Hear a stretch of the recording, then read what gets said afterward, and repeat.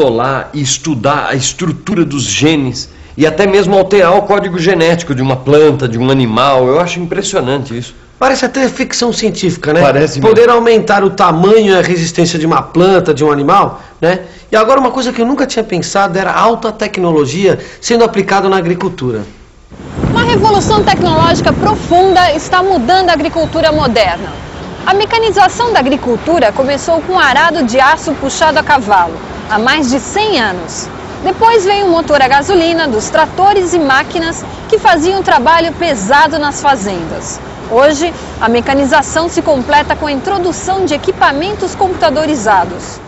Com a ajuda do computador, os agricultores vão poder monitorar o meio ambiente, estabelecer estratégias de ação e identificar áreas problemáticas. E vem mais por aí, vai ser possível informar os produtores agrícolas sobre o tempo e as condições do solo.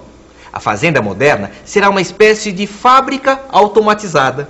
Além da informatização, a fazenda do futuro utilizará a engenharia genética, que é a aplicação de padrões de engenharia à manipulação dos genes. Assim, é possível planejar um carneiro que dê mais lã ou uma plantação de trigo resistente às pragas. Com a engenharia genética, a agricultura do século XXI vai deixar de ser baseada na petroquímica para se basear na genética. Bilhões de dólares estão sendo consumidos para aumentar a produtividade agropecuária. A biotecnologia é uma outra revolução na tentativa de produzir mais alimentos. Mas espera aí, Vicente. Se existe uma revolução, sempre vai haver ganhadores e perdedores, correto? Certo. Então, olha, a gente já viu que países como o Canadá, os Estados Unidos, a Austrália são super produtores de alimentos. É verdade. Né? Que já é o contrário dos países pobres, que não conseguem produzir, não conseguem importar os alimentos suficientes para a sua população. Além desses países, hoje, Brasil e Argentina também são grandes exportadores de alimentos. Agora, o que se conclui disso?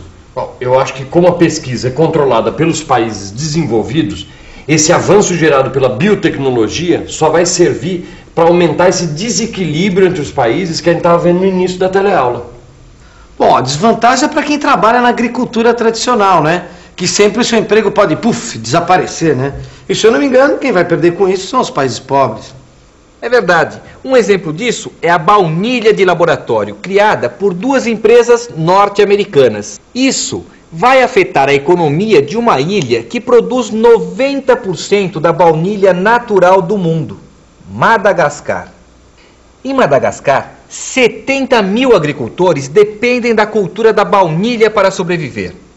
Se já era difícil depender da exportação de um só produto, imagina se os consumidores deixarem de comprar. Mas as vantagens e desvantagens da biotecnologia não param por aí. A soja e o milho são produtos agrícolas onde houve grande desenvolvimento de sementes transgênicas, isto é, geneticamente modificadas. Na Argentina, toda a produção de soja é transgênica.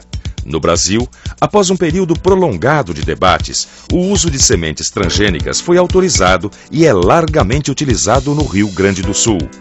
Grandes extensões de cultivo de algodão também empregam sementes geneticamente modificadas no Brasil. A maior produção de alimentos pode afastar a ameaça do desequilíbrio entre produção de alimentos e aumento da população, que ameaça as sociedades mais pobres. Já os países grandes exportadores de produtos agrícolas vão perder compradores, como o Japão, que poderá produzir o que consome. Outro problema é o preço da engenharia genética. É cara e está nas mãos de grandes empresas transnacionais, o que tornará o mundo não desenvolvido ainda mais dependente. Ô Vicente, você não acha que a biotecnologia vai aumentar o desemprego? Por um lado sim, mas ela acaba criando novos tipos de empregos, abre novos mercados, reduz custos, cria novos produtos. Sim, mas também aumenta a tensão no mercado internacional. Agora, o que os grandes produtores vão fazer com o excedente dos produtos se todo mundo produz para si? Pois é, e ainda tem o problema dos países pobres, né, que não tem dinheiro para desenvolver engenharia genética. Você já pensou, Gil, a dificuldade de um país que antes exportava um produto e agora de repente vê que esse produto se tornou dispensável, porque ele já é produzido em laboratório no país que antes importava? Será que a revolução biotecnológica compensa? Mesmo com essas desvantagens, a verdade é que não seria possível produzir alimentos para a população no mundo todo com técnicas de 50 anos atrás. Portanto, a biotecnologia ainda parece ser a melhor solução.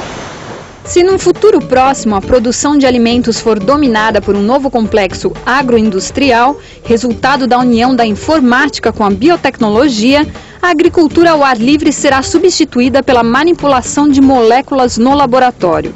O preço desse progresso vai ser a eliminação de milhões de agricultores do processo econômico e a mudança do papel do campo. E atenção, se liga aí que é hora da revisão.